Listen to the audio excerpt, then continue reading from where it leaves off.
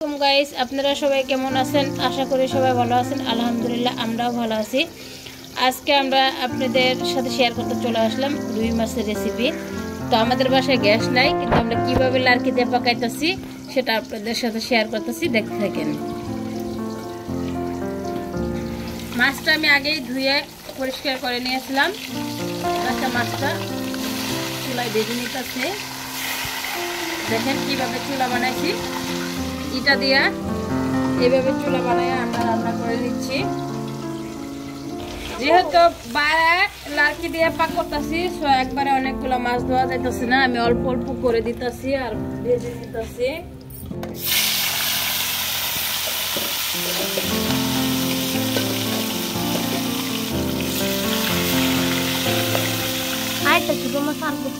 না, দুইটা লোকে যে মাছের মাঝে একটা মশলা দিয়ে, এক্সট্রা মশলা, এই মশলাটা করে নিব। আমি মশলাটা করে নিতেছি। এটাতে পেঁয়াজ কুচি দিয়ে দিচ্ছি, রসুন কুচি দিয়ে দিচ্ছি, আর এখন দিব জিরা। চাইলে আপনি এর সাথে 2টা শুকনো লঙ্কা দিতে পারেন, 4-5টা তেজপাতা দিতে পারেন, বাট আমি এত ফোড়ন দিচ্ছি না, অল্প কিছু ফোড়ন দিতেছি।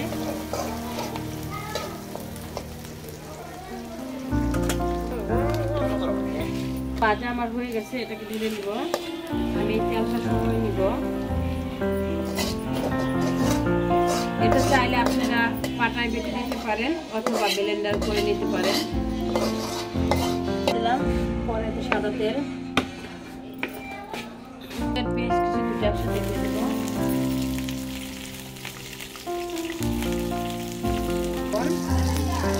কারণ মরিচের তো মরিচের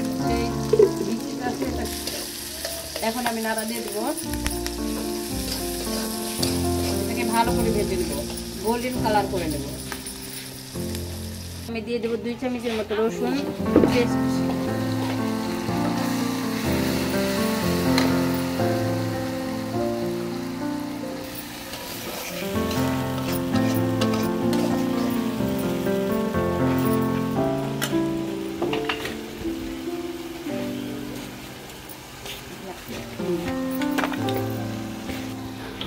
আপনি ঝালটা যেরকম খাবেন এরকম দিবেন আপনার পরিমাণ মতন। তো আমার যতটুকু লাগতেছে আমি এতটুকু দিতেছি। দেখেন গাইস, আমার রান্নাটা হয়ে গেছে। আমি এইভাবে রান্নাটা করে নিলাম। ঘুমার কারণে আপনাদের দেখাতে পারি না। মাছের কালারটা কি সুন্দর হয়েছে, বাট সেটা আপনাদের কিন্তু এখানে দেখানো যাচ্ছে না, গোলা লাগতেছে।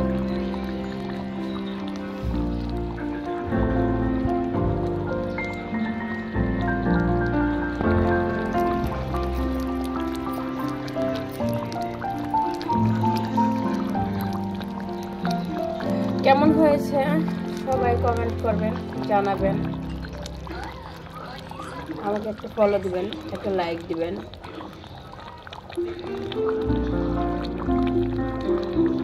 আর যেহেতু আমি পেজটা নতুন করেছি, আমার জন্য সবাই দোয়া করবেন। যারা আপনারা পুরান আছেন, আশা করি আপনারা সবাই আমার পাশে থাকবেন, আমাকে ভালোবেসে বোন হিসেবে আপনাদের কাছে রাখবেন। আপনাদের সবাইকে আমার বাড়িতে একদিন দাওয়াত রইল। এইভাবেই লার্কি দিয়ে আপনাদের পাঠিয়ে খাওয়াবো।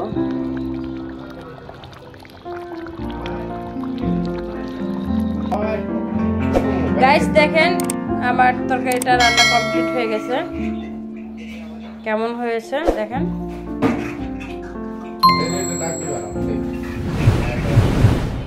আজকের ভিডিওটা এই পর্যন্তই ছিল। আশা করি সবাই ভালো থাকবেন আর আমার পরবর্তী ভিডিওর জন্য অপেক্ষা করবেন। আজকের ভিডিও এই পর্যন্তই ছিল।